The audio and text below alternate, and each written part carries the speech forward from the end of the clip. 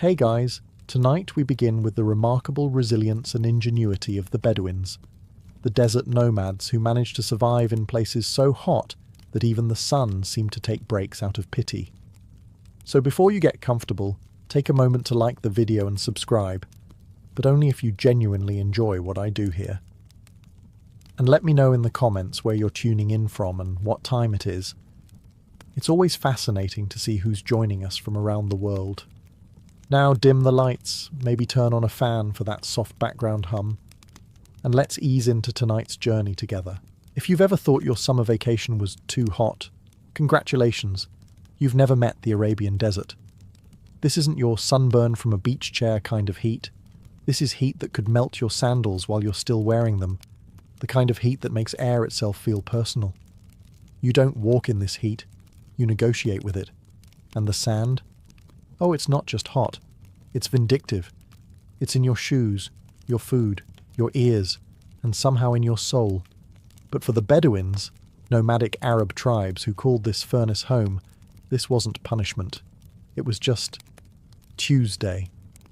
The Arabian desert, particularly the Rub al-Khali or empty quarter, is one of the most inhospitable places on earth. And yet, Bedouins managed to raise families, herd animals, and drink tea in it. Tea, in 45-degree heat. Meanwhile, most of us get cranky if the air conditioning breaks for more than 4 minutes. So how did they do it? They didn't rely on fancy gear or climate-controlled shelters. They had no cooling towels, smartwatches, or filtered water bottles named after mountains. What they did have was a deep, generational understanding of the desert's rhythms, and an impressive tolerance for discomfort. To them, the desert wasn't an enemy to fight. It was more like a very strict landlord. You respected it, followed the rules, and in return, it might let you live. The Bedouins' entire way of life was engineered for survival. From their breathable black goat hair tents to their carefully timed daily routines, everything had a purpose. No movement was wasted. No drop of water was taken for granted. You'd never catch a Bedouin power walking at noon just to hit a step goal. That kind of behaviour gets you turned into a cautionary tale. Their secret weapon? Adaptation. Not the shiny app-updating kind, but the dusty, sun-beaten, trial-by-fire kind that comes from generations of learning what works and what gets you cooked like a lamb kebab. In the desert, shade isn't just nice, it's essential. It's not, oh, this is pleasant kind of shade. It's thank you for not dying here kind of shade. If you've never stood under a palm tree in 118-degree Maine and felt your soul slowly reattach to your body, then you've never truly understood gratitude. The Bedouins, of course, mastered the art of chasing, creating, and preserving shade like it was treasure. Because it was. Forget beachfront property. In the Arabian desert, real estate value is measured in square inches of darkness. Their first line of defense? The Beit al-Sha'ar, or House of Hair. And yes, that's as literal as it sounds. These tents were woven from goat hair, which, through some miracle of desert engineering, expanded when wet, rare but helpful during sudden rain, and stayed breathable when dry. It was climate control before HVAC, and with far fewer complaints to the landlord. The tents were mobile, of course, because you never know when the desert will suddenly decide your neighbourhood is now a hot plate. But they weren't just dragged anywhere. Bedouins positioned them strategically, always keeping in mind the wind direction, the sun's angle, and the location of the one lone tree in a 50-mile radius. And when no goat hair tent was available, improvisation kicked in. Camels made excellent shade providers, big, tall, and relatively immobile when chewing cud. A Bedouin might rest in a camel's shadow or, in more desperate moments, just dig a shallow trench and lie in it like a sandworm with style. Even small rocks, dune shadows, or saddlebags became tools in the shade game. The Bedouins didn't waste time hoping for a breeze. They built their own microclimates with whatever they had. Shade wasn't luck. It was strategy. Let's talk about goat hair, a material that somehow became both a construction material and a survival strategy. Not something you typically expect from goats, who otherwise spend most of their lives eating anything that isn't nailed down. To the Bedouins, goat hair wasn't just fluff, it was technology. Spun into thick, durable yarn, it became the fabric of their tents, the famous black tents of the desert. And believe it or not, these were far more than primitive shelters. They were the Swiss Army knives of the Arabian Peninsula, minus the corkscrew attachment. Here's the genius of it. When it's dry, goat hair lets air pass through, which is a blessing in heat that can peel paint off a rock. But when it rains, yes, occasionally the sky does remember how to cry.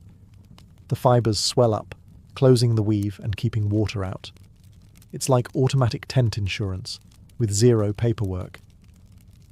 This dual-purpose miracle fabric meant that the tents stayed cool and breezy during the day, and dry and cosy when the rare storm hit.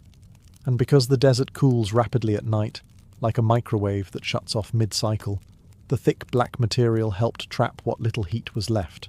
But it's not just about the fabric, it's the design too. These tents were low, wind-resistant, and could be assembled and disassembled faster than a modern pop-up gazebo, by people who were likely also wrangling camels and keeping small children from wandering into sand dunes. The inside was divided by gender and function, one side for men and guests, another for women and family life. And while the tent was open at the sides to let air flow, cloth panels could be dropped in a flash when a sandstorm came knocking. Bedouins were masters of comfort within extreme limits, sort of like camping if your campground were actively trying to murder you. So no, it wasn't a palace. But in a place where the environment is actively hostile to human existence, a goat hair tent was both refuge and fortress. Now let's address a question every tourist has asked in the desert while wearing shorts and rapidly turning into a rotisserie chicken. Why are they wearing all those clothes? Welcome to the Bedouin robe, also known as the dishdasha, thobe, or galabeya, depending on the region. To the untrained eye, it may look like someone gave up on tailoring, but to the Bedouins, it's a thermal regulation masterpiece, carefully designed to outwit one of the most relentless suns on Earth. First, the fabric, usually light-coloured cotton or linen, not thick, not heavy, but loose and billowing, creating a layer of air between skin and heat, like having a personal breeze trapped under your clothes. And unlike your unfortunate tank top, it actually protects the skin from direct sunlight. Think of it as wearing your own shade. While most people in the desert are trying to sweat less, Bedouins let the sweat happen, because as it evaporates under those layers, it cools the body more efficiently than any desperate blast from a handheld fan. Bonus? It keeps sand from rubbing your legs raw, because nothing ruins a romantic camel ride like exfoliation by wind. Their headwear, like the keffiyeh or shemar, isn't just fashion either. It's a portable shelter.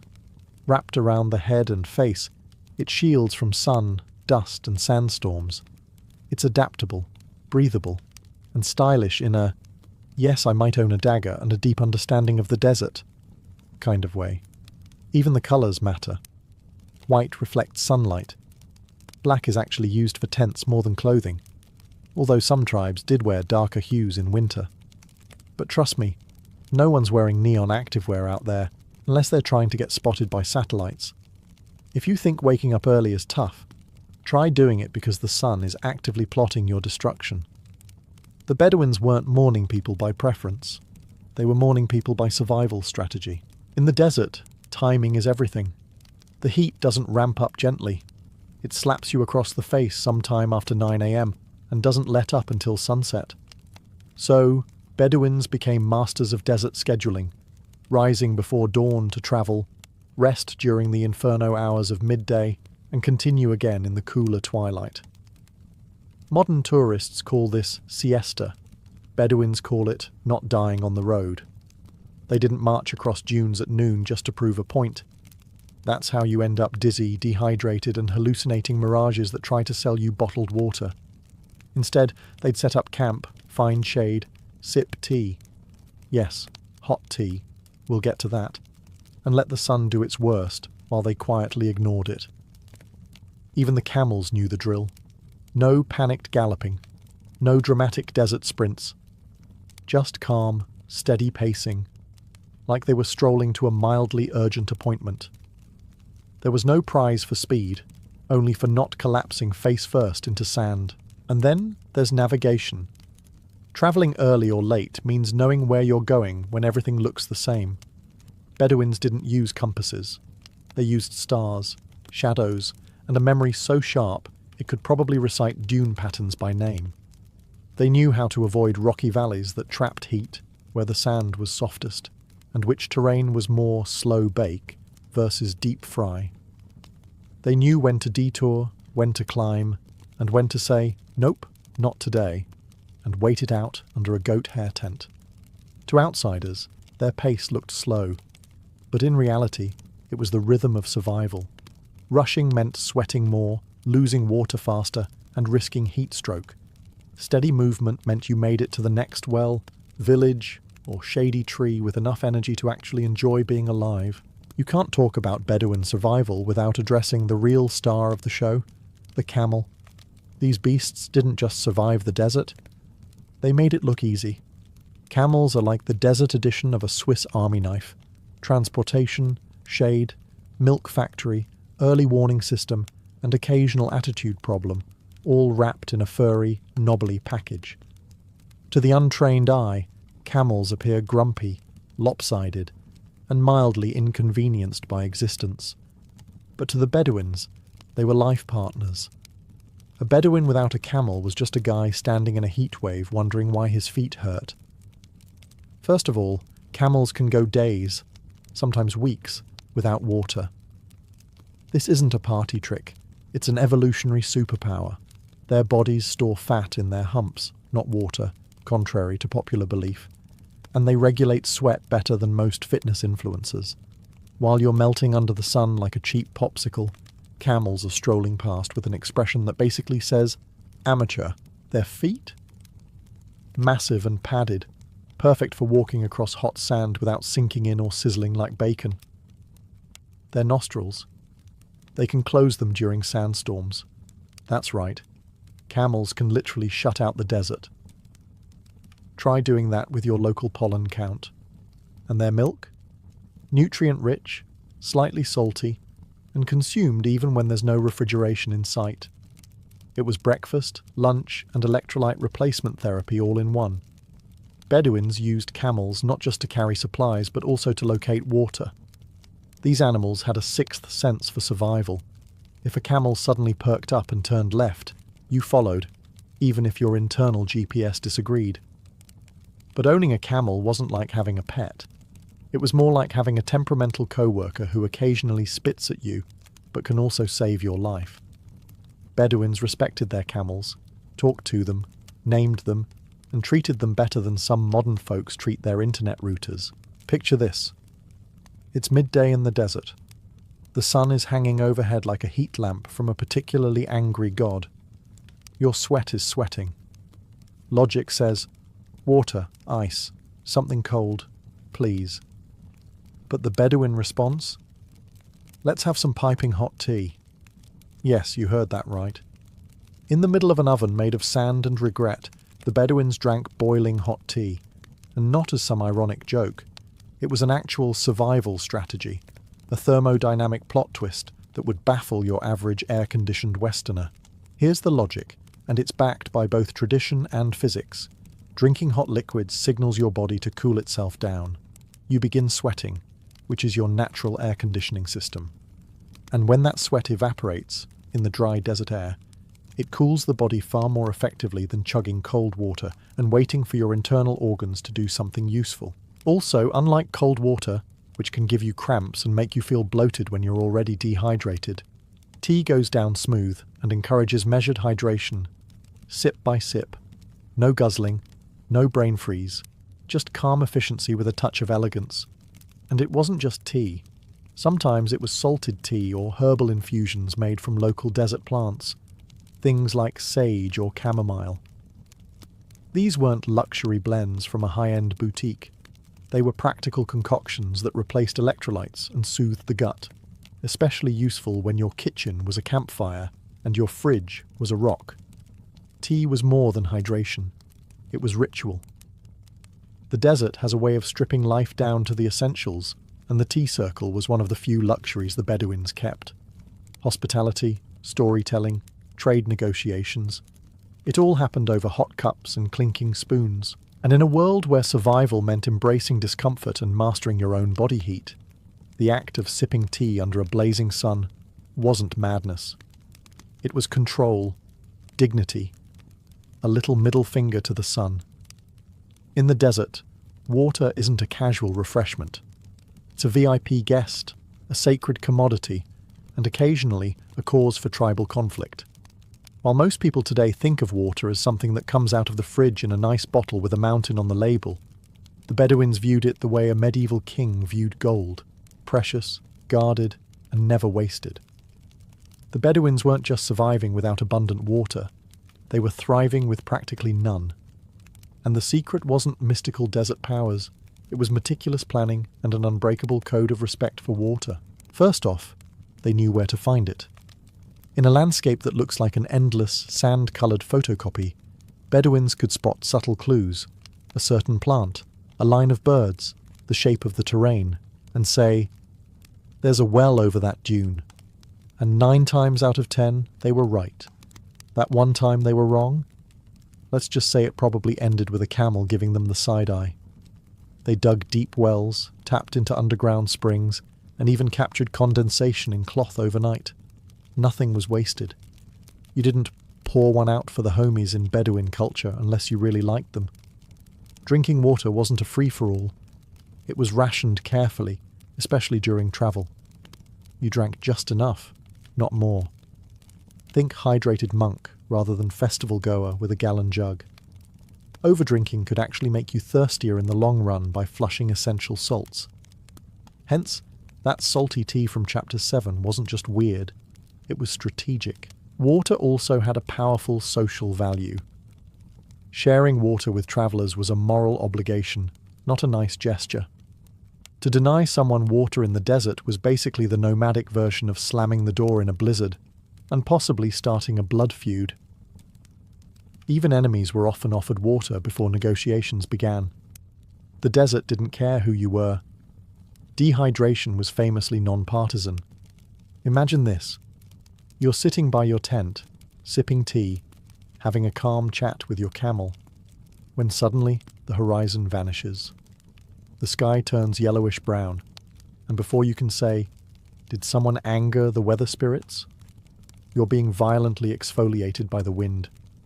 Welcome to the charming world of sandstorms, or as Bedouins likely called them, Tuesday. In the desert, sandstorms aren't rare freak events. They're a regular feature of life, like sunburns or unsolicited camel opinions. For most people, a sandstorm would send them into panic mode, screaming about dust in their nostrils and the general unfairness of nature. But for the Bedouins, it was just another situation to outsmart, preferably without losing a goat. The first rule of surviving a sandstorm is don't run around flapping. The Bedouins had a plan, and it started with situational awareness. They could often see a storm coming long before it hit.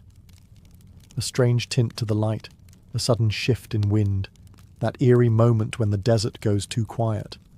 All warning signs. Next came the tent lockdown.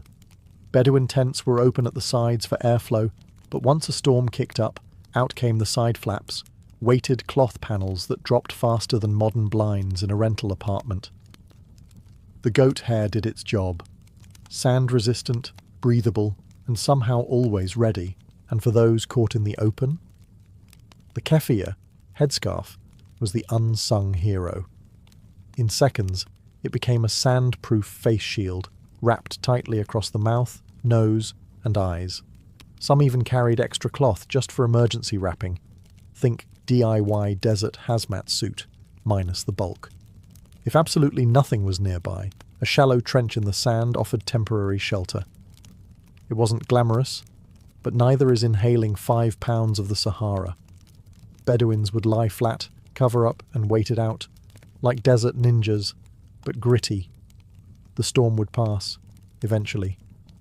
Afterward came the dusting off, checking the camels, and maybe a laugh about who got sand in the weirdest place. Spoiler, it's always the ears. To outsiders, sandstorms looked apocalyptic. To Bedouins, just another round of dermatological violence from the sky. But thanks to planning, patience, and practical scarves, they handled it like pros. When you live in an environment where cooking outside is redundant because the sun already does that for you, your food choices become less about flavour explosions and more about not exploding from heat exhaustion. The Bedouins knew this better than anyone. Their diet was not designed for indulgence. There were no 7-course meals, no deep-fried novelties, and certainly no midnight snack binges. Mostly because midnight snacks involve firewood, and firewood is rare when the trees gave up centuries ago. Instead, the Bedouin menu was built around 3 things: simplicity, sustainability, and survival. Let's start with the superstar, camel milk. It wasn't just a drink, it was a nutritional Swiss army knife. Full of fat, protein, vitamins, and hydration magic, camel milk was consumed fresh when possible, or fermented into a mildly fizzy yogurt-like drink called Laban. Not quite a milkshake, but in 110 Fahrenheit weather, it hit the spot. Dates were another staple. These sugary little energy bombs were lightweight, didn't spoil, and provided potassium, fibre, and a satisfying chew, like nature's version of trail mix, minus the questionable raisins. Bedouins often paired dates with milk, which was pretty much their version of dessert.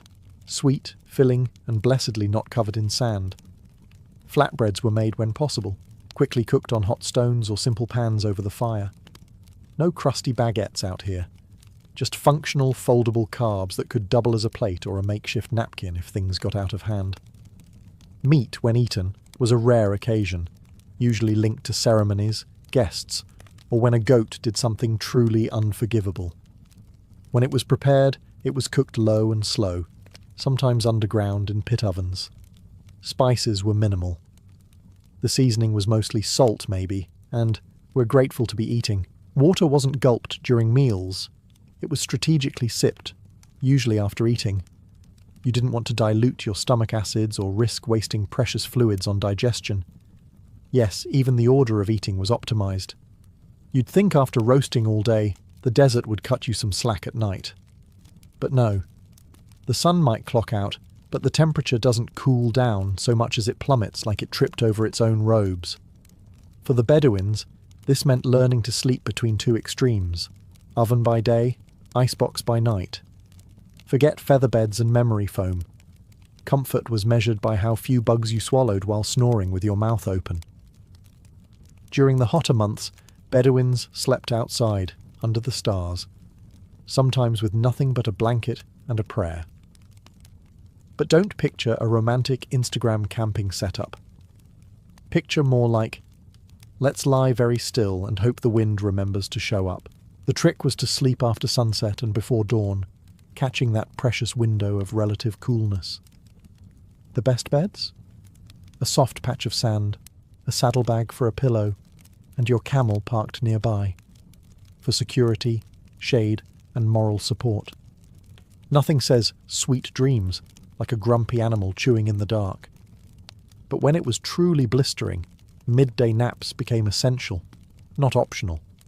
You didn't push through the heat like some caffeine-chugging office worker trying to impress the boss. You laid down, closed your eyes, and submitted. It wasn't laziness. It was desert logic. In colder months, sleeping inside the goat hair tent became necessary, with thick blankets and extra layers. The same tent that breathed in the heat now became a toasty cocoon, unless the wind decided to throw a tantrum and whip sand into your face. Again, there were no bedtimes, only the understanding that sleep happened when it could, and often in shifts. Someone had to watch the fire. Someone had to watch the animals. Someone had to snore loud enough to keep the jackals second-guessing. No clocks. No alarms. Just moonlight, instinct, and the occasional cough from a nearby cousin. Let's be honest. Raising kids is hard enough with air conditioning and a fully stocked fridge. Now imagine doing it in the desert, where toys are rocks, the playpen is a sand dune, and your toddler's first word might be camel. Bedouin children didn't get childhoods filled with plastic playsets and gluten-free snacks. They got something far more intense. Heat-hardened life training starting roughly 5 minutes after birth. From a young age, Bedouin kids were expected to adapt to the desert, not the other way around. Swaddled tightly in cloth, yes, like adorable little burritos, they were protected from sun, sand, and unsolicited scorpion interactions. These wraps weren't just for comfort. They helped regulate temperature and kept limbs from flailing into hot surfaces. Functional and fashionable. But Bedouin parenting didn't hover. There were no helicopter parents, only camel-watching ones. Children learned by observation and imitation. They saw how water was handled like treasure, how clothing was adjusted to match the heat, and how to avoid stepping into a fire pit by simply not doing it twice. By the age of 5 or 6, they were helping with real tasks. Boys learned to care for camels and navigate terrain. Girls learned cooking, tent making, and how to pour tea without accidentally burning down the family circle. It wasn't just about chores, it was early survival internship. Play still happened, of course. Kids raced, wrestled, told stories, and likely invented elaborate games involving sticks and the occasional very confused goat. Their playground had no jungle gym, but it came with sand for days and the occasional windstorm to keep things exciting. Discipline was firm but fair. Survival required it. But affection was never far behind. Bedouin families were tight-knit, with every child raised not just by parents, but by the entire camp. Think of it as a very warm, very sandy village raising each child, no app notifications required. And through all this, kids learned the ultimate lesson. The desert doesn't forgive, but it respects those who learn its rhythm. In most places, hospitality means offering coffee and pretending your house is always that clean. In the desert, it means offering survival, even to strangers who might have insulted your cousin 3 trade routes ago. For the Bedouins, hospitality wasn't optional. It was a sacred code, older than most of the dunes they walked on.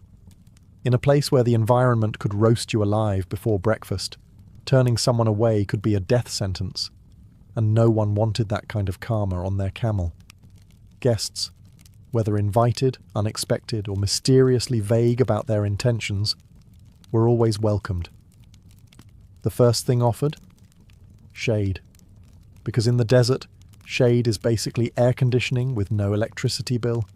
A guest would be brought under the tent, seated on cushions, and offered water or tea before a single question was asked. You didn't grill them about their business while they were still sweating like a goat in July. Next came the food. Even if supplies were low, a guest was fed. Dates, flatbread, and sometimes meat, though that was usually reserved for truly special visitors, like elders, dignitaries, or your cousin finally returning the camel he borrowed 3 months ago. And then came the tea ceremony, slow, deliberate, and filled with meaningful silences. The clinking of cups, the pouring of hot tea, the passing of the pot. It all created a rhythm, like verbal jazz played on a brass kettle. It wasn't just refreshment, it was a diplomatic ritual. Hospitality wasn't limited to just individuals. Entire tribes had reputations based on their generosity. A stingy host could bring shame, while a generous one gained honour, alliances, and probably a few future favours, because the desert always pays back in unexpected ways. And yes, even enemies were sometimes given water and rest, with grudges politely set aside until at least after the 3rd cup of tea. The code demanded it. After all, you can't feud if everyone's unconscious from heatstroke. To the Bedouins, hospitality was more than manners. It was mutual survival, a shared understanding that the desert didn't care who you were. But a kind host just might save your life, and all it cost was a little water, a little shade, and your best cup of tea. When the sun finally dipped behind the dunes and the desert cooled from lava to toasty rock, it was storytelling time. And no, not the once-upon-a-time kind with dragons and castles. Bedouin stories were gritty, clever, and usually involved someone outwitting a rival with a goat and a handful of dates. There were no screens, No subscriptions, no buffering wheels. Just a small fire crackling in the sand, a circle of tired travellers, and that one guy who definitely exaggerated the ending every time. Storytelling was more than entertainment. It was memory management. The Bedouins didn't write things down.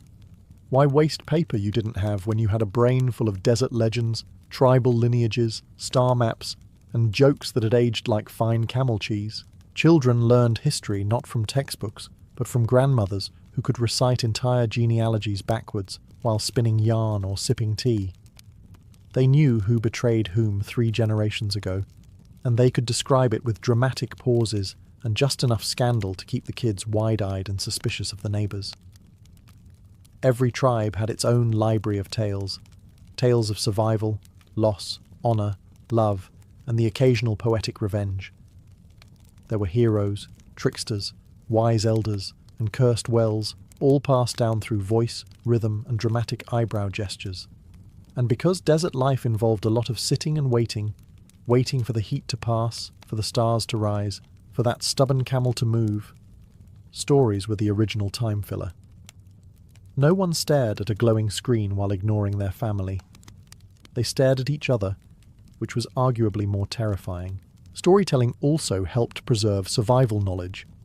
Where to find water, which plants to avoid, how to calm a panicked animal, all wrapped in metaphor, rhyme, and the occasional cautionary tale about a reckless uncle named Nasser the Sweaty. The modern world has this charming delusion that nature must be conquered. Build higher walls, stronger AC units, thicker sunscreen. But the Bedouins, they understood something far more elegant. You don't fight the desert. You learn its rhythm and walk beside it. For centuries, Bedouin life was built not on opposition, but on adaptation. Instead of paving over the sand, they floated on top of it, like surfers of heat and grit. Their tents moved with the seasons, their routines shifted with the sun, and their patience stretched farther than the horizon. They didn't wear black robes in the heat because they were rebelling against common sense. They wore them because airflow matters. Their goats weren't random livestock. They were compact survival machines with hooves. Even their jewelry served functions, sometimes as dowry, sometimes as emergency barter. Nothing was just decoration. It all had purpose. Bedouins didn't curse the sandstorms. They read them. They didn't rush through the day. They paced it. Morning was for movement, noon was for stillness, evening was for tea and stories. It wasn't laziness. It was climate literacy. Even their conflicts, fierce as they could be, were handled with layers of honour and negotiation. Because when you live in an unforgiving landscape, burning bridges is a terrible survival strategy. Their understanding of the land was passed not through apps, but through practice. Want to learn where the water hides? Walk with someone older. Want to navigate a moonless night? Watch how the stars shift. No shortcuts, just lived experience and respect. Today, we build deserts into cities and pretend we've won. But the Bedouins would say, gently, with a knowing smirk, that you don't win against the desert. You earn your place in it, one day at a time. So, as the sun sinks and the wind carries the scent of dust and distant tea, remember, true survival isn't about resisting nature's power. It's about knowing when to move, when to wait, and when to sit down and sip your tea before the sand decides to join you. Because in the desert, the heat doesn't care about your ego, but it just might respect your humility. She wasn't born into silk sheets or domed palaces, far from it. Sometime around 1502, in the rugged lands of Ruthenia, likely in what is now western Ukraine, a young girl named Alexandra Lisovska lived the simple life of a Christian peasant. Her days were filled with chores, laughter, and the lullabies of the Carpathians. But fate, as it often does in empires, had other plans. Raiders, likely Crimean Tatars allied with the Ottoman slave trade, tore her away from that world before she was old enough to understand just how brutal history could be. Dragged from her village and forced into the long chain of slaves bound for the bustling markets of Istanbul, Alexandra was now property. Her beauty caught the attention of those who trafficked in flesh, but it was something far more dangerous that would soon define her: her mind. In the early 16th century, the Ottoman harem wasn't the erotic playground of Hollywood fantasies. It was a political battlefield. And Alexandra, renamed Hürrem, meaning the cheerful one, was about to play the game better than anyone before her. She entered the harem of Sultan Suleiman the Magnificent, the most powerful man in the Islamic world. He ruled an empire that stretched from the gates of Vienna to the deserts of Arabia, and from the Danube to the Nile.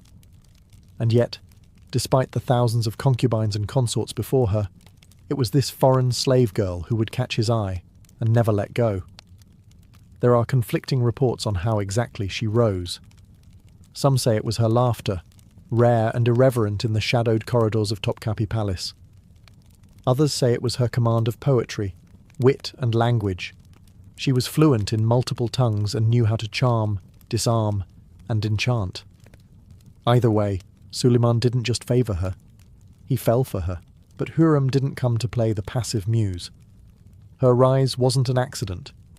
It was a masterclass in strategy, timing, and sheer will. She would rewrite the rules of Ottoman court politics, starting with herself. From slave to consort, that was just the beginning. In the world of the Ottoman harem, beauty was fleeting, and attention even more so. A girl might catch the Sultan's eye for a week, maybe a month, but then she would vanish into velvet shadows, replaced by the next shimmering novelty. But Hürrem didn't vanish. She lingered, and not by accident. Suleiman, known for his keen intellect and poetic spirit, found an equal in her. They wrote love letters to each other. Yes, actual handwritten poetry, draped in metaphors and dripping with longing. She called him her beloved Sultan, and he called her his companion of the soul. This was no casual affair. It was a romance that defied protocol. At this time, Ottoman sultans were not supposed to marry. The imperial harem had a system. A woman bore the sultan a son, and then she was retired to a provincial palace to oversee his upbringing.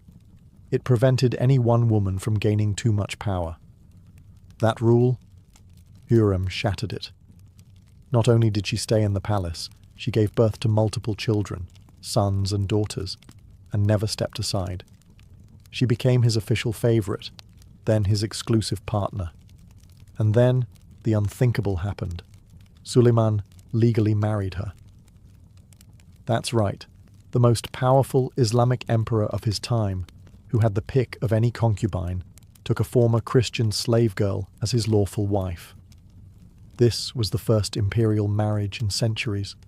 The court was scandalized. The ulama, the religious establishment, grumbled behind their beards. But Suleiman didn't care. Hürrem was now Haseki Sultan, the chief consort. She wielded an authority no woman before her ever had.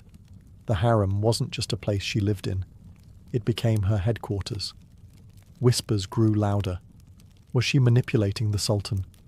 Was she whispering into his ear before every major decision?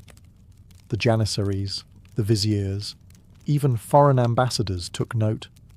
Letters and reports began to refer to her as a shadow figure shaping Ottoman policy, and she hadn't even begun her real power moves yet.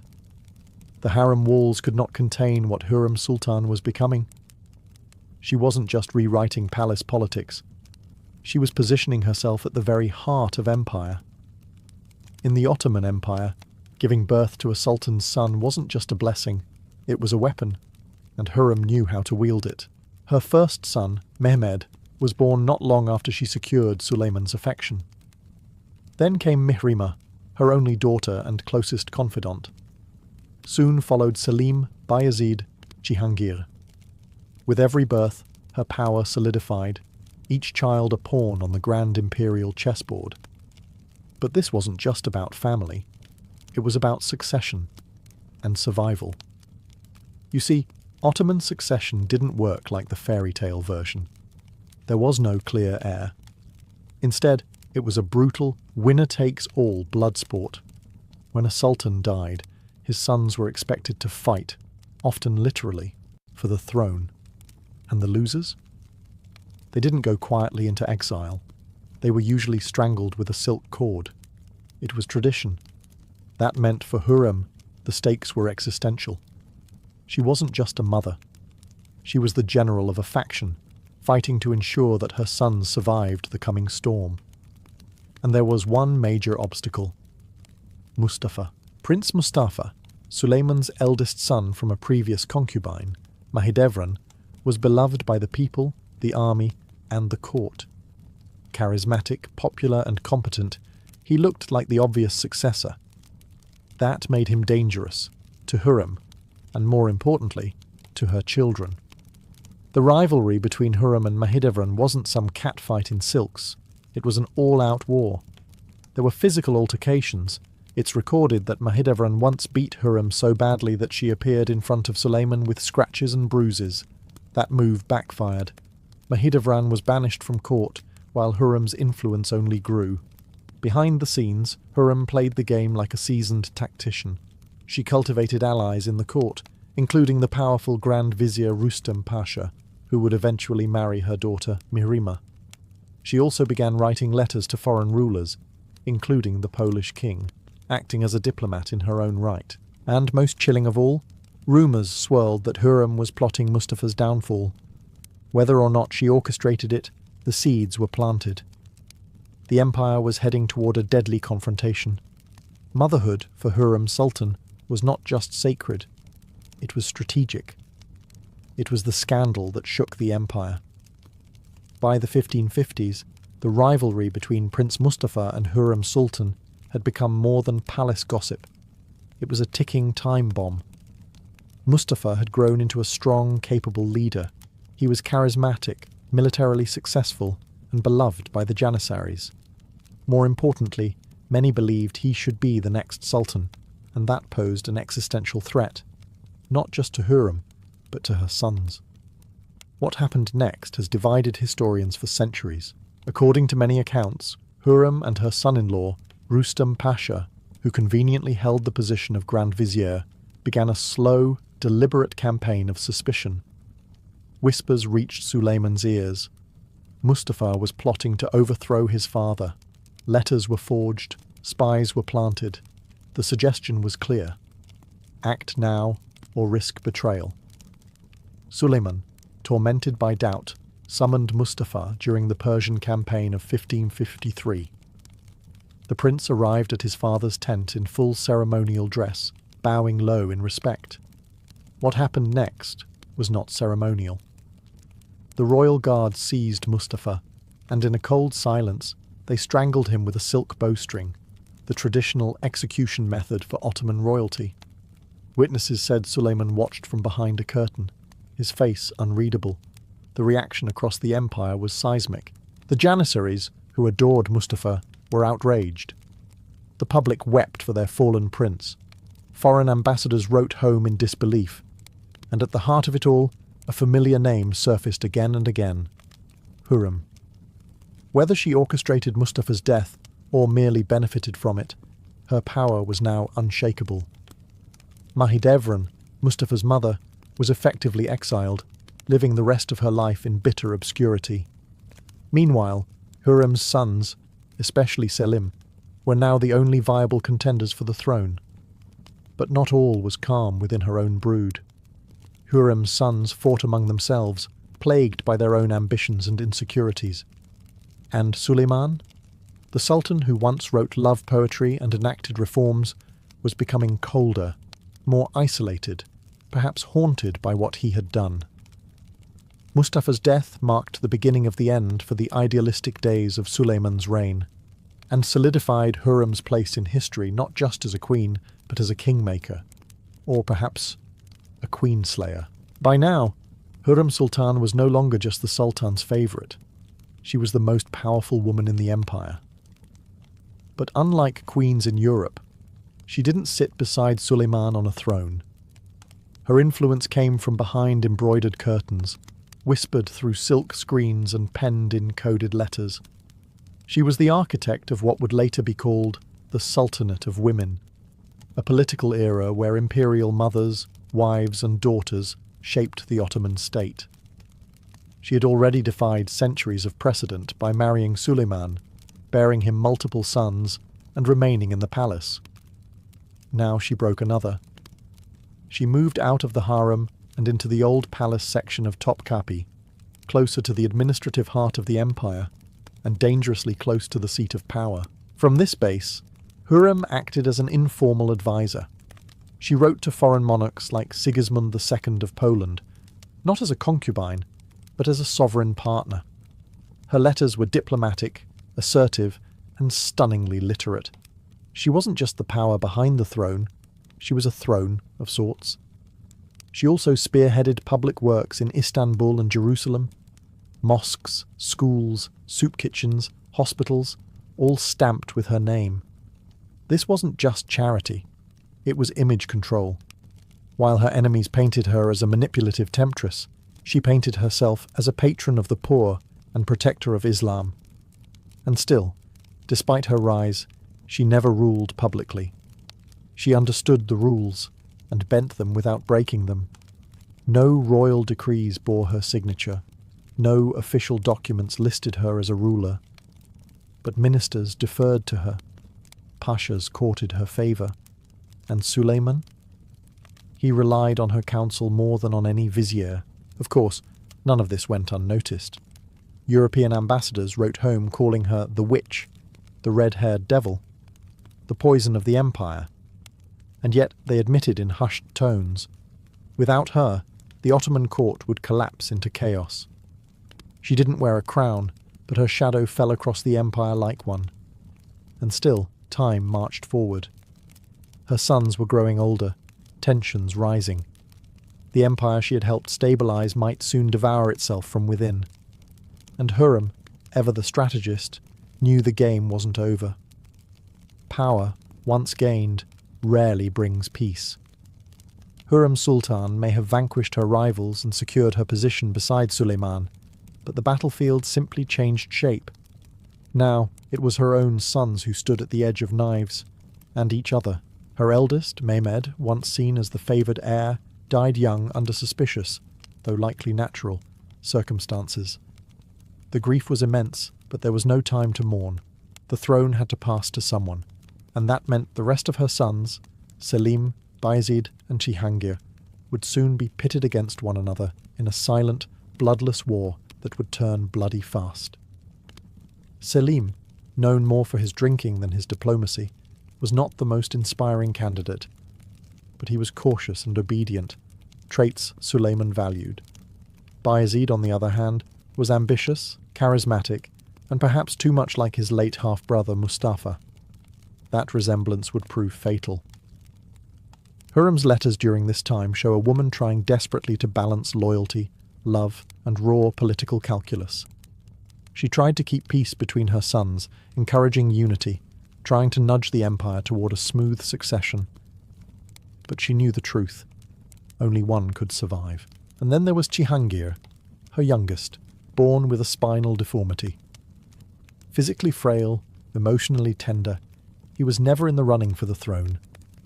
Yet he may have been the one Hürrem loved most. After Mustafa's execution, Cihangir reportedly died of heartbreak. Whether that's legend or truth, it added another crack in the already fractured family she'd worked so hard to protect. The death of Mustafa had set a precedent. Fratricide was not just tradition, it was necessary. And now, Hürrem was watching her own blood march toward that same inevitable violence. It was a cruel irony. She had spent her life climbing out of powerlessness, only to become trapped in a cycle of blood that no mother could bear. She had built a dynasty, but dynasties are hungry creatures, and in the corridors of Topkapi, where she had once arrived in chains, she now paced in fine silks, still strategizing, still fighting. But for a future she could no longer fully control. Time was slipping, and with it, the illusion that anyone in the palace was safe.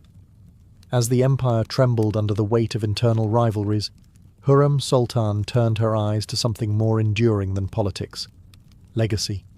She had always understood that power was fleeting. But monuments, those could whisper her name long after her enemies turned to dust. So, While her sons plotted and Suleiman brooded in his increasingly sombre court, Hürrem became a patron of public works on a scale few women, or men, could dream of. She commissioned the Haseki Sultan complex in Istanbul, a sprawling architectural marvel that included a mosque, school, hospital, and soup kitchen. It wasn't just a gift to the people, it was a message carved in stone. I was here. I mattered. I served something bigger than court intrigue. She also funded repairs in Jerusalem, helped restore public baths and fountains, and supported charitable endowments that fed and clothed the poor. Every act of generosity was also an act of calculated PR.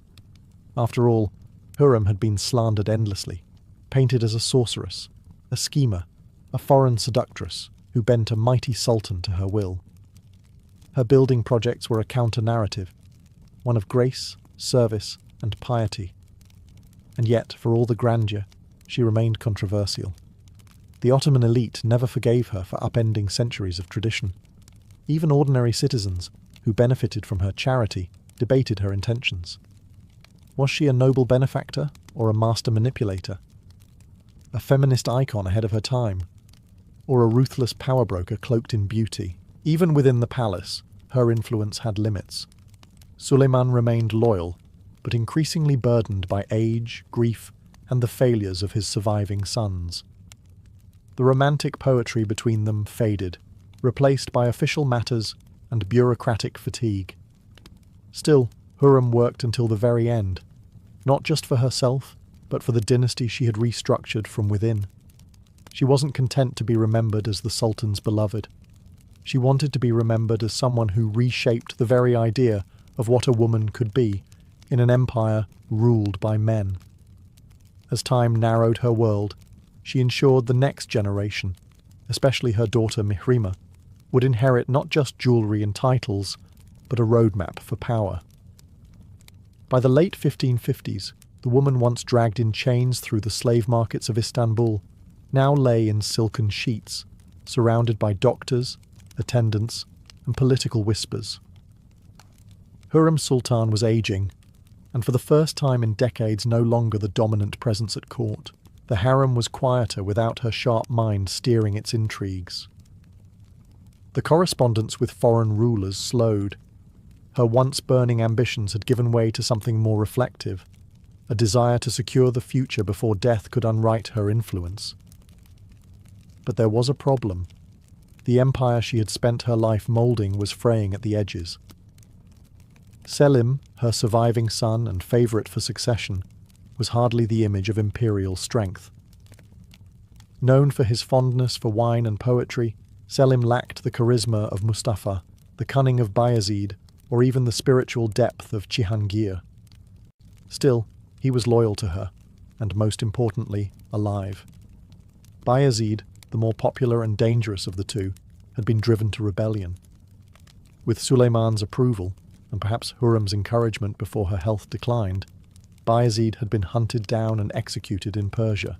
The path was now clear for Selim, but it was a grim victory, soaked in familial blood.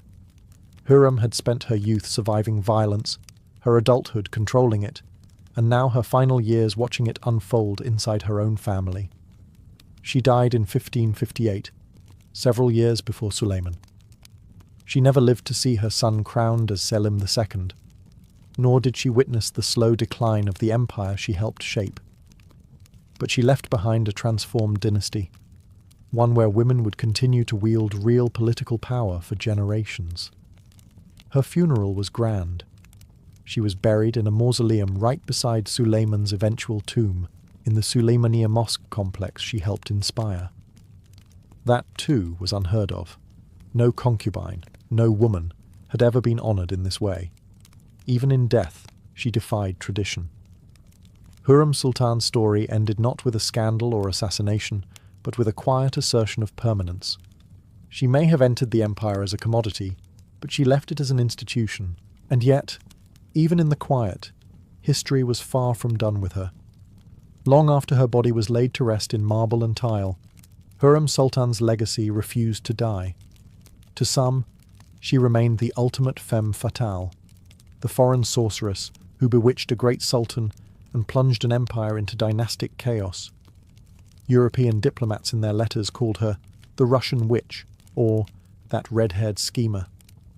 Even centuries later, Ottoman chroniclers debated her true nature, with some blaming her for everything from military defeats to political instability. But others saw her differently. Modern historians have begun to reassess Hürrem not as a villain, but as a political genius, a survivor who played a brutal game in a brutal world, and won. She wasn't simply a concubine, she was the founder of a new political paradigm. Her life marked the beginning of the Kadınlar Sultanate, the Sultanate of Women, a century-long period during which women, mothers, wives and daughters of sultans, exerted real power over state affairs. Her daughter Mihrima would become one of the most powerful women in Ottoman history, acting as an advisor to both her father and her brother, Selim. Other imperial women would follow Hürrem's blueprint, maneuvering from behind veils, shaping the empire not with swords, but with strategy, charity and influence. Even Suleiman, long after her death, couldn't let her go. His poetry never stopped referencing his Hürrem, his joy. When he died in 1566, he was buried next to her, a decision that, once again, broke Ottoman precedent. He had ruled for nearly 46 years, the longest of any sultan. And yet, in the end, he chose to lie forever beside a woman who had once been his slave. Today, visitors to the Süleymaniye Mosque can still see their tombs, side by side, elegant and eternal. The irony is rich. The woman who arrived in shackles now rests beside the most powerful man in the Islamic world, as his equal. Love her or loathe her, Hürrem Sultan reshaped the Ottoman Empire. She bent centuries of tradition to her will. And she proved more than anything else that power does not always wear a crown. Sometimes it smiles behind a curtain with eyes like fire and a plan already in motion. In Byzantium, a marriage didn't begin with candle-lit dinners or whispered vows. It began with paperwork, cold, calculated, and surprisingly binding. The betrothal, called engesis, was more legal transaction than love story. If you were expecting violins and blushing maidens, you're in the wrong empire. The process began with negotiations between families. Not between bride and groom, mind you. They were often teenagers, sometimes barely acquainted. The real power players were the fathers, or if the groom was of high enough status, the imperial court itself. This wasn't just about uniting two people. It was about uniting property, influence, and bloodlines. Once both sides agreed to the terms, dowry, property rights, family obligations, the betrothal was sealed in front of witnesses, and not lightly. It was legally binding. Breaking off an engesis without good reason could trigger lawsuits, scandal, and the wrath of bishops. In some cases, the church required formal annulment of the betrothal, even though the couple hadn't married yet. And what about the bride during all this? She had little say. Byzantine daughters were raised to serve the will of the family, not chase romance. Marriage was seen as a duty, spiritual, social, and economic. But while the bride's voice was often silent, her body was central. Virginity was expected, and proof of chastity was often part of the negotiation. A tarnished reputation could doom a match before it began. As the betrothal was finalised, gifts were exchanged, symbols of the coming union. Rings, robes, sometimes even livestock, depending on one's social status. But this wasn't the actual wedding. Not yet. This was the staging ground, the setting of the chessboard. The real ceremony, the gamos, could be weeks or months away. The betrothal wasn't just a prelude. It was a contract of intent, a declaration of status, and in many cases, a strategic move, especially among the elite. Marriages weren't about affection. They were about alliance. A noble family might marry their daughter into a powerful military clan, securing troops for future political struggles.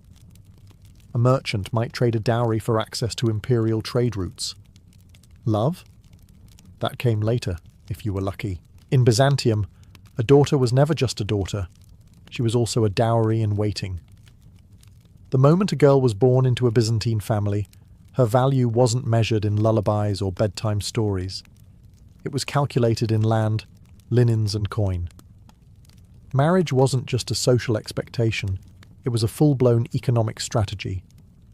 The dowry, or prawaks, was the bride's ticket into marriage, and often her only protection within it.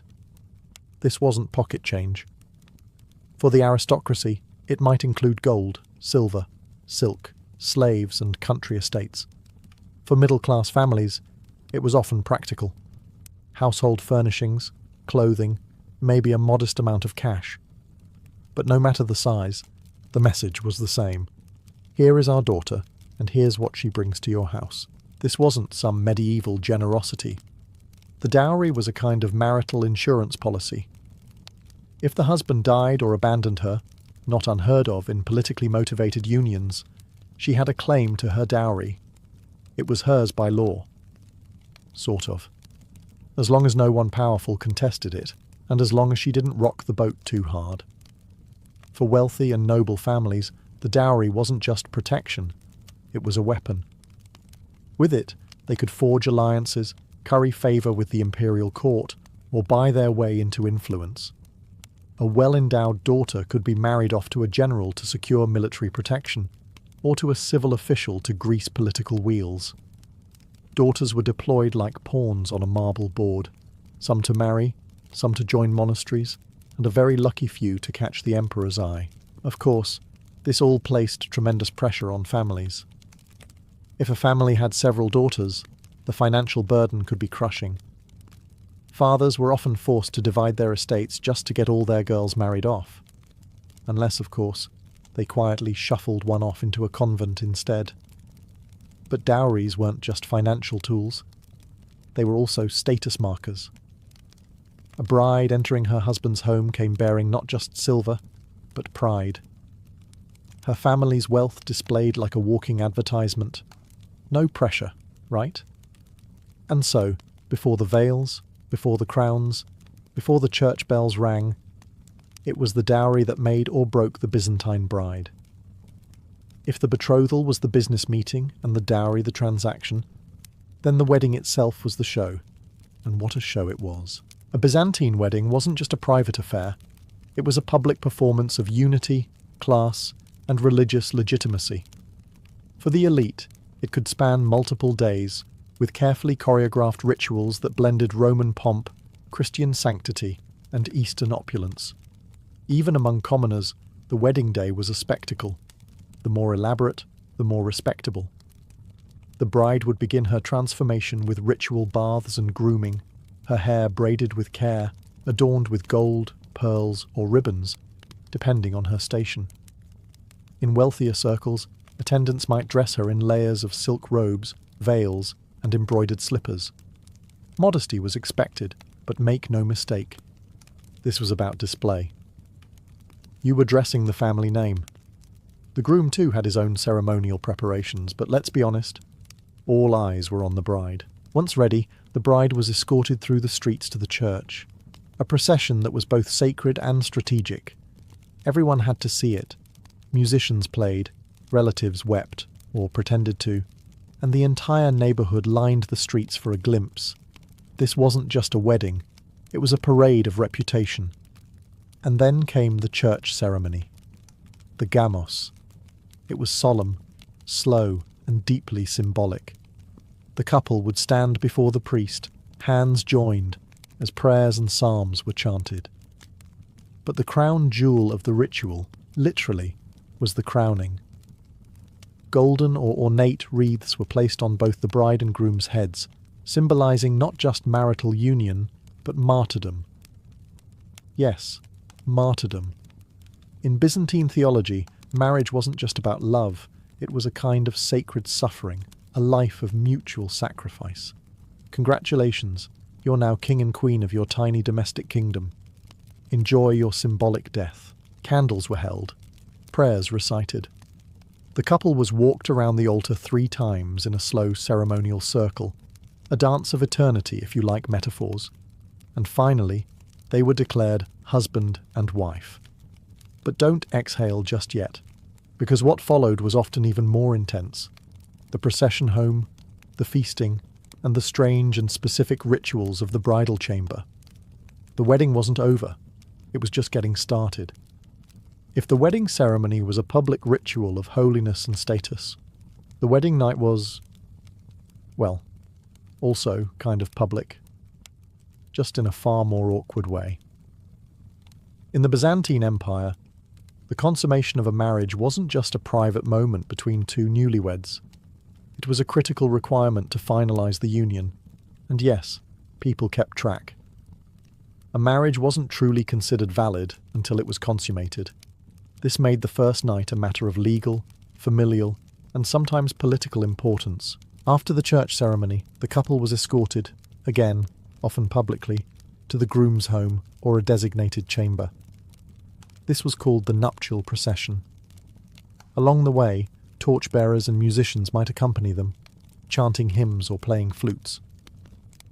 If it sounds like a victory parade, that's because it kind of was. The couple had successfully made it to this point, and now came the moment everyone pretended not to obsess over. In some elite households, attendants or family members, yes, awkwardly, remained nearby to ensure everything went as expected. In rare cases, confirmation of consummation was documented, a blood-stained sheet shown discreetly to elders as proof. It's worth noting this was more common in higher-ranking households where inheritance and legitimacy mattered deeply. But not all was grim and clinical.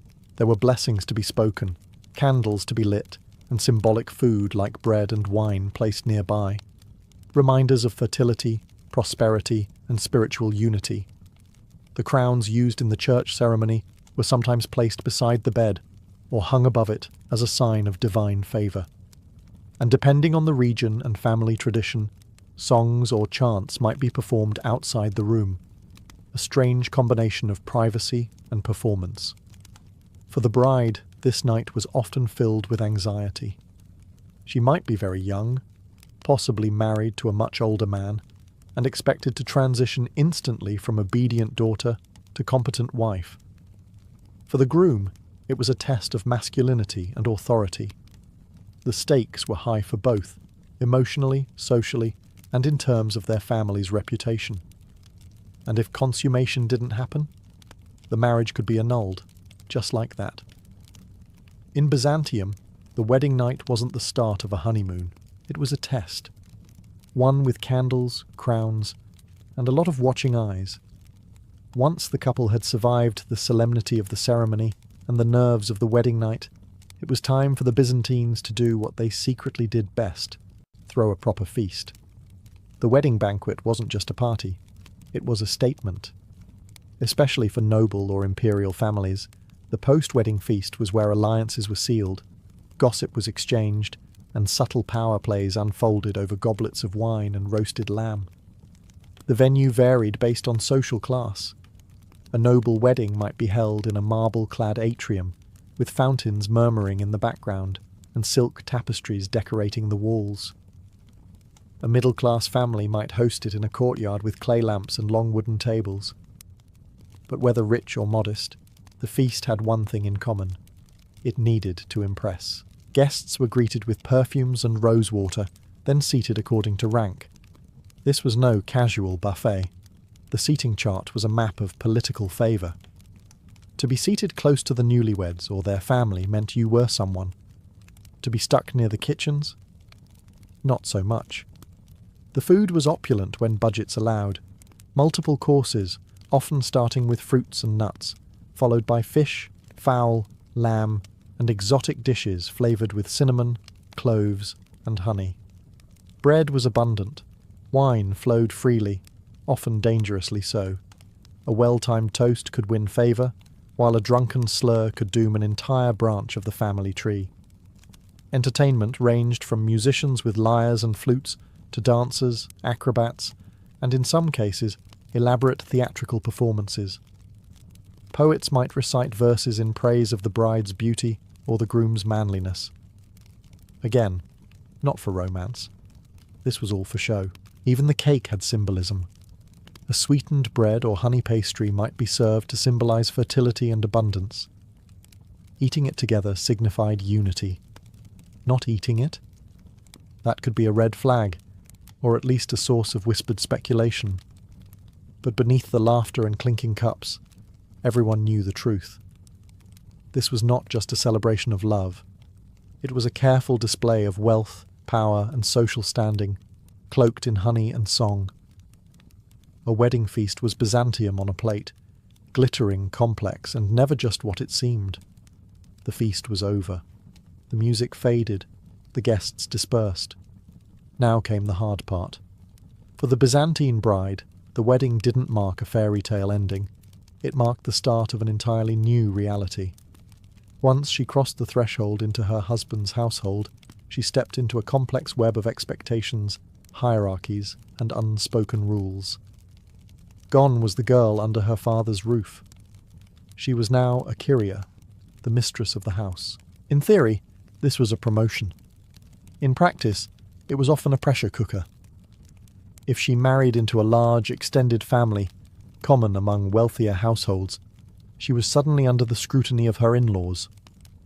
The groom's mother typically held senior authority in the domestic space, and her approval wasn't guaranteed. The bride was expected to be modest, obedient, industrious, and pious.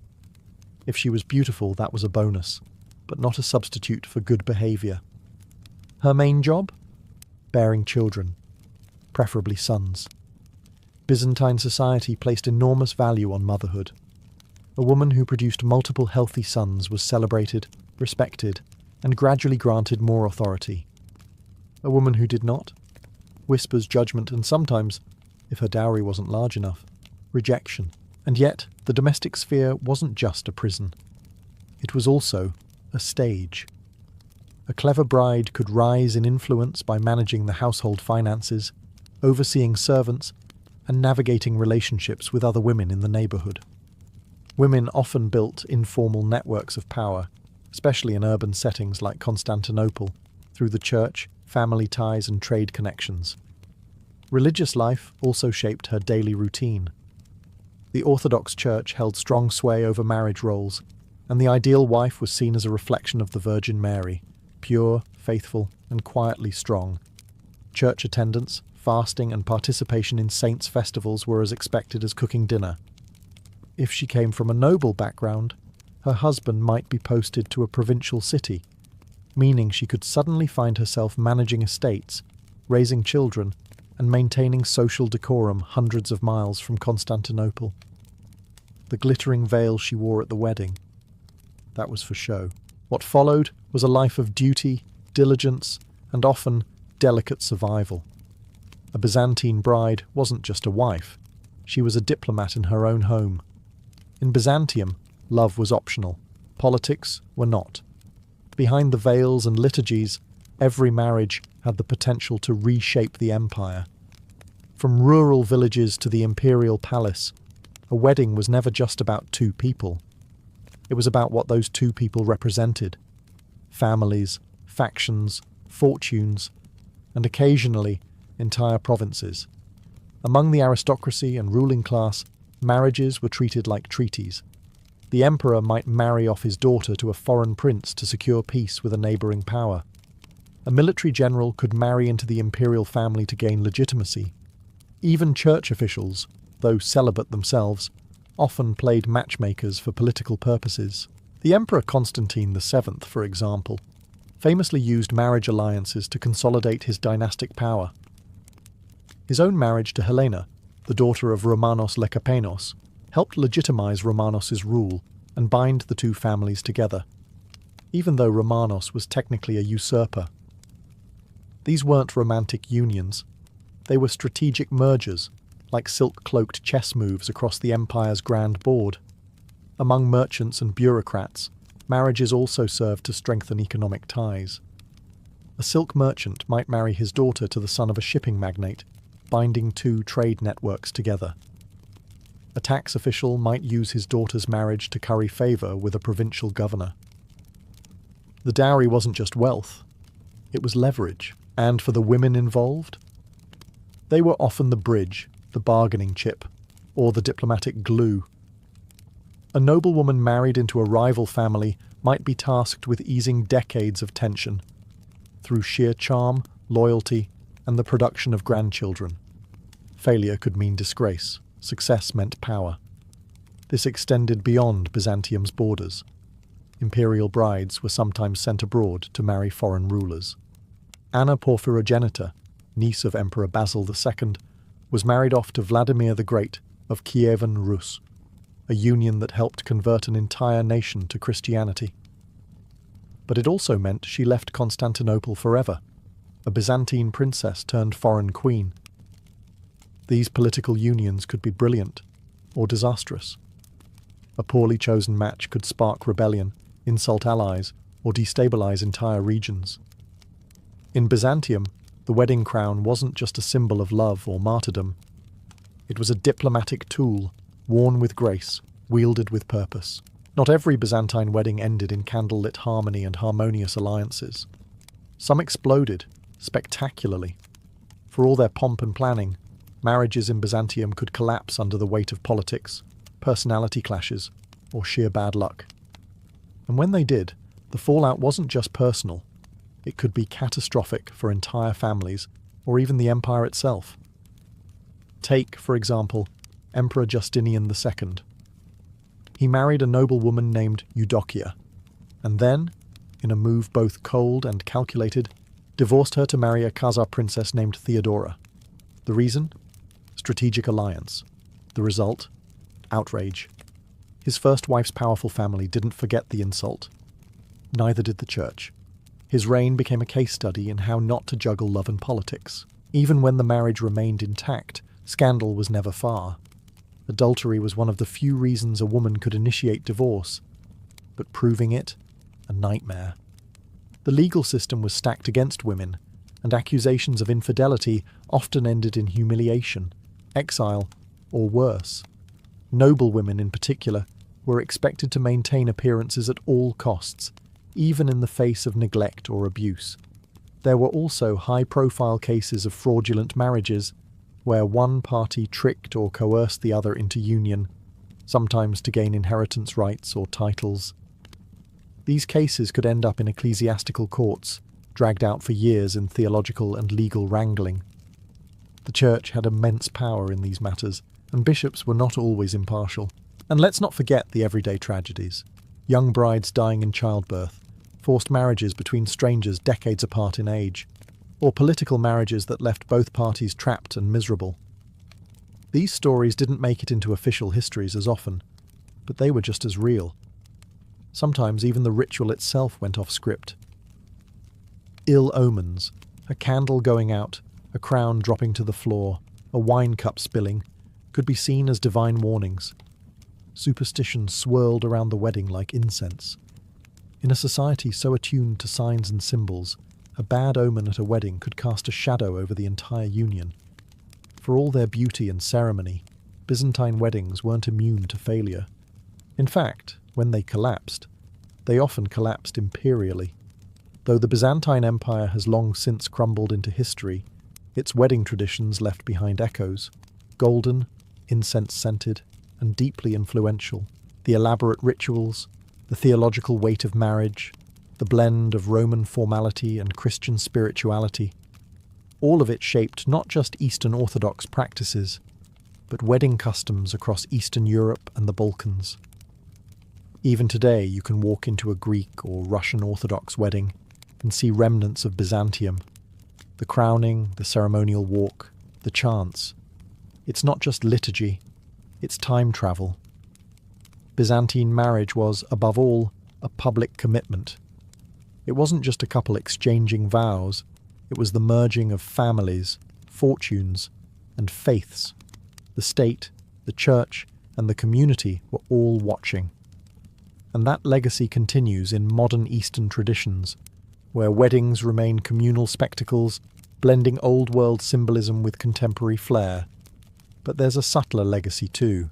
In a world that often relegated women to the margins, Byzantine marriage gave many women, especially noble women, real, if indirect, power. Through marriage, they gained influence, negotiated alliances, and protected dynasties. It wasn't always fair or romantic, but it was significant. Empresses like Theodora, Irene, and Zoe all began as brides, and some ended as rulers. Their rise was paved through marriage, but their impact reshaped religion, law, and imperial power. For these women, the wedding wasn't the climax of their lives, it was the prologue. Today, as we scroll through curated wedding photos and trend videos, it's easy to forget how ancient and complex this ritual really is. Beneath the white dresses and floral arches, the Byzantine wedding reminds us, marriage is more than a moment. It's structure, strategy, sacrifice, and sometimes, just sometimes, something like love. So the next time you see a couple walk down the aisle, imagine for a moment a candlelit church in Constantinople, golden crowns resting on two young heads, a crowd humming with expectation, and centuries of tradition binding them in silence. The Byzantine Empire may have fallen, but its weddings still echo, in veils, in vows, and in the strange, sacred theatre of matrimony. The Persian garden didn't merely imitate paradise, it defined it. In fact, the very word paradise comes from the Old Persian paradesa, meaning walled enclosure. These were not random patches of green, they were sacred spaces, meticulously designed, deeply symbolic, and breathtakingly beautiful. A Persian garden wasn't just where you planted flowers, it was where the divine touched the earth. In a region dominated by arid landscapes and blistering heat, the existence of a lush, shaded oasis with flowing water was nothing short of a miracle. That contrast was exactly the point. A Persian garden was meant to feel miraculous. It was a deliberate, artificial Eden, order imposed on chaos, nature tamed and honoured at once. And the design reflected that philosophy. Symmetry was everything. The classic Persian layout, called Chahar Bagh, or four gardens, divided the space into four quadrants with intersecting water channels. This wasn't just practical irrigation, it was cosmology. The four-part layout symbolized the Zoroastrian and later Islamic concept of paradise, where four rivers of water, milk, wine, and honey flow from a sacred center. In the middle of many gardens sat a pavilion, pool, or platform, the symbolic heart. It was a place to rest, reflect, or recite poetry while surrounded by the elements, earth, air, water, and the soft scent of jasmine or roses. But Persian gardens weren't just sensory experiences. They were statements. Kings, nobles, and scholars used them to project power, intellect, and spirituality. The construction of a garden was an act of creation, not unlike building a palace or writing a great verse. In some cases, it was considered more noble. These were not spaces of wild, unchecked growth. Everything was chosen. The trees for shade and fruit, the flowers for colour and fragrance, the water for movement and sound. Birds, breezes, and reflections were part of the choreography. To enter a Persian garden was to step into a vision of perfect balance. Man, nature, and the divine in harmony. It was less about escape and more about elevation. It wasn't just where people walked, it was where heaven descended, by design. In Persia, water was more than a necessity. It was a miracle. And in the garden, it became the soul. Surrounded by deserts and rugged terrain, Persian engineers didn't rely on rain to feed their gardens. Instead, they mastered the qanat, an underground aqueduct system that tapped into distant mountain springs and channeled water for miles. It was invisible, ingenious, and essential. Without the qanat, the garden would be dust. With it, paradise bloomed. But once the water reached the garden, it wasn't just dumped into a pond, it was choreographed. Persian gardens used flowing water not just for irrigation, but as an experience. Thin channels, sometimes just a few inches wide, carved across the stone walkways, dividing the garden into symmetrical quadrants. These mirrored the four rivers of paradise mentioned in the Quran and earlier Zoroastrian texts. And the sound? That gentle, trickling flow wasn't background noise. It was music, a soft, cooling counterpoint to the heat of the day and the stillness of the architecture. For visitors seated under pomegranate trees or beside rose beds, the presence of water engaged not just the eyes, but the ears and spirit. Fountains, too, became a focal point. Not the jet-powered marvels of European palaces, but subtle bubbling pools and geometric basins. The surface of the water reflected sky and structure, creating the illusion of infinity. This was a sacred mirror, the heavens touching the earth. Even more impressive was how water carried meaning. In many gardens, the main water channel led straight to a central pavilion, emphasizing unity, direction, and divine alignment. Flowing water meant movement, life, and time, but within the walls of the garden, it moved according to human design. It was, in a way, submission of nature to divine geometry. And yet, despite all the symbolism, water in a Persian garden remained refreshingly practical. It watered trees, cooled the air, and quenched thirst. The miracle lay in how seamlessly the practical and the poetic merged. In a land where water was life, the Persian garden turned it into poetry. Flowing, glistening, and eternal. A Persian garden was not wild. It didn't meander or sprawl. It obeyed, not just to human design, but to cosmic principles. Geometry was not decorative in these spaces. It was sacred. At the heart of Persian garden design lies the concept of order. Not the kind imposed with scissors and hedges, but a metaphysical order, where everything has its rightful place, purpose, and proportion. The most iconic layout, the Chaharbagh, or four-part garden, wasn't just efficient, it was spiritual. The Chaharbagh divided space into 4 equal sections, typically by water channels or walkways. At their intersection sat the spiritual heart of the garden, a pavilion, a platform, a fountain. This wasn't just clever landscaping. The 4-part design reflected ancient Persian cosmology.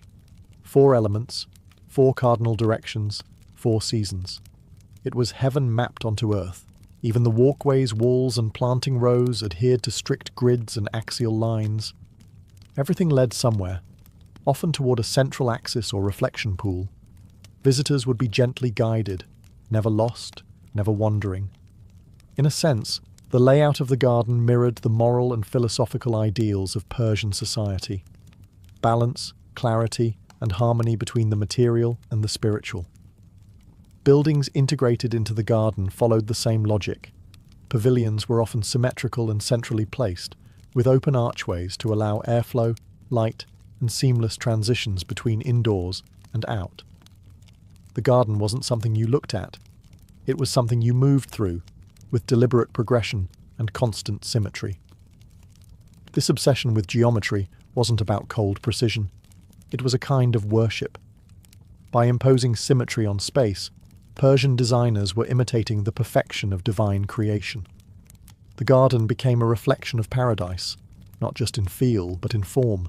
Islamic art would later adopt and expand this love of geometry, and the Persian garden would become one of its earliest and most influential canvases. Long before domes and mosaics echoed the infinite, Persian gardeners were already drawing heaven into square plots and tiled paths. In a world of dust and disorder, the Persian garden offered shape, structure, and peace. It was sacred geometry, planted. Step into a Persian garden, and before your eyes adjust to the dappled light, your nose is already enchanted. The scent of roses, orange blossoms, basil, and jasmine. Not merely a luxury, but an essential element of the experience. Persian gardens weren't just visual. They were deeply sensory, and no sense was more pampered than smell. In a culture where poetry and philosophy were often intertwined with nature, flowers weren't random decoration. They were symbols. The rose, for instance, wasn't just beautiful. It represented divine love. The nightingale and the rose became recurring figures in Persian poetry, embodying passion, longing, and the fleeting nature of life. Pomegranates and figs added meaning beyond fruit. They symbolized fertility, abundance, and resurrection. Cypress trees were chosen not only for their height and shade, but for their association with eternity, and the uprightness of faith. Nothing was accidental. Not colour, not fragrance, not even bloom cycles. Floral arrangements were chosen to ensure a succession of scents throughout the year. In spring, narcissus and tulips. In summer, damask roses and basil. In autumn, the last of the pomegranates. Even in winter, evergreen trees and structured paths kept the space from losing its poetry. Fragrance, in particular, was considered divine. In Islamic tradition, scent is associated with purity and paradise.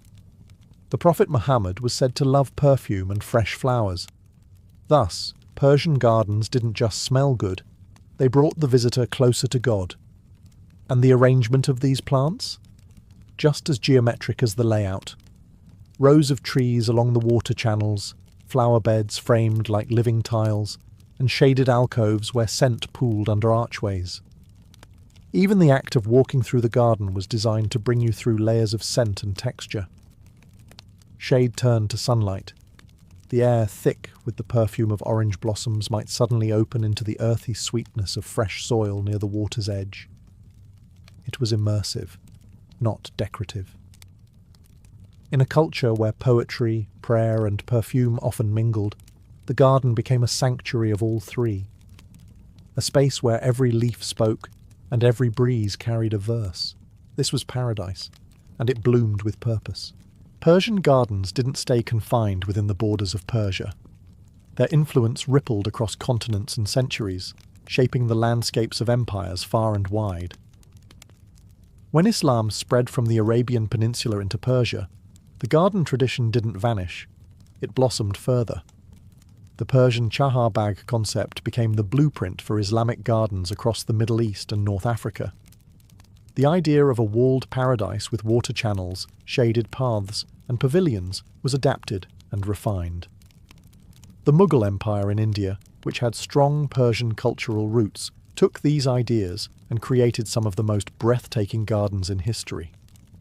The Taj Mahal's gardens are a perfect example, a formal, symmetrical layout, featuring water pools reflecting the white marble mausoleum, vibrant flowers, and towering cypress trees. The Persian garden's ideals of paradise and perfection were reinterpreted through Indian sensibilities, but the core principles remained the same. In Europe, Persian gardens inspired Renaissance and Baroque garden designs. Italian and French landscapers were fascinated by the exotic allure and mathematical precision of Persian designs. The famous gardens of Versailles, with their intricate parterres and reflective pools, owe a debt to the Persian ideal of blending geometry with nature. But it wasn't just aesthetics that travelled. The symbolism, water as life, the fourfold garden representing the universe, plants symbolising virtues, these spiritual meanings influenced garden culture globally. Persian gardens became a kind of universal language for paradise on earth, adaptable to local climates and cultures, but always holding on to their core vision. A harmonious blend of art, nature, and spirituality. The walled garden, once a Persian invention, became a metaphor for a sacred refuge, a place where time slowed and worries faded. And today, whether in the courtyards of Morocco, the landscaped parks of India, or modern botanical gardens, you can trace the roots of this paradise back to those ancient Persian designs. The garden was never just a garden. It was a living, breathing legacy, carved from earth and water, designed to touch the soul. Water was the lifeblood of Persian gardens, but delivering it across arid landscapes was no small feat. Persian engineers mastered ingenious systems that brought cool, flowing water into these paradises, marrying utility with elegance. The Qanat system was a marvel of ancient engineering, a network of underground tunnels that gently channeled water from mountain aquifers to faraway oases and gardens. These subterranean aqueducts protected water from evaporation, allowing a steady, reliable supply even in the hottest, driest seasons. Without qanats, Persian gardens might have been impossible dreams. Once water reached the garden, it was transformed from mere necessity into an art form. Narrow channels called rills divided the garden into symmetrical sections, not only irrigating plants but creating soothing sounds and visual lines.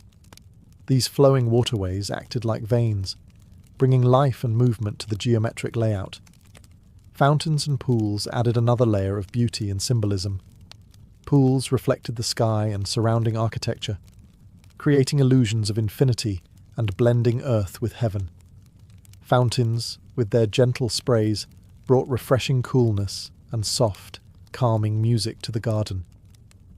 The bubbling of water was a constant companion, intended to relax visitors and symbolize eternal life. This delicate balance of engineering and aesthetics reflected Persian philosophies, where nature was not conquered but harmonized with.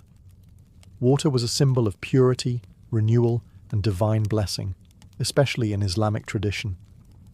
Gardens then became microcosms of paradise on earth, where water flowed eternally, sustaining all life within. The mastery of water management also demonstrated the technical genius of Persian civilization. The canals, pumps, and channels weren't just functional.